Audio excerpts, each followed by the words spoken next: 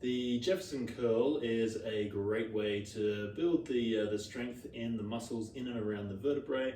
It allows you to segment, so segmentally curve the spine as you roll down. So unweighted, it looks like this. So thinking tall to start off with, then tuck the chin, roll each vertebrae down. So from the neck into the thoracic spine, rolling, rolling, rolling. Here I'm engaging my belly button, pulling it up into my spine. Keep on rolling.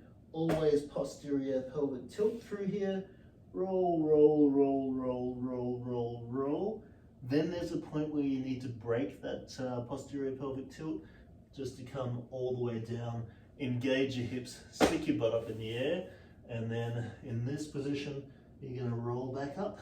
Roll, starting from here, starting from the butt, tucking the pelvis under, rolling the spine, feeling the tension change from down here all the way up here, and then in this position, lifting the chest, thinking tall with the head. Now, this is an easy version of the exercise. Harder includes adding a little bit more weight. You can actually load this up a lot, but if you've never done it before, then obviously start light.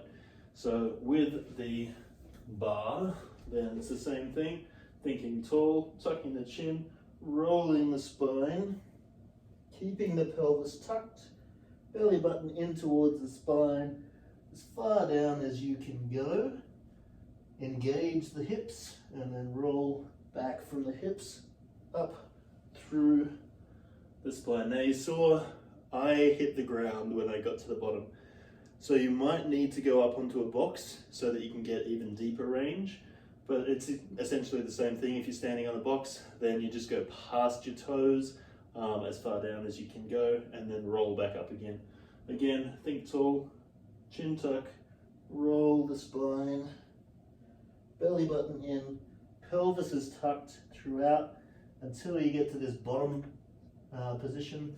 Then you're engaging at the hips and then reversing the movement, tucking the pelvis, rolling the spine, lifting the chest, and finally lifting the head. That is the Jefferson Curl.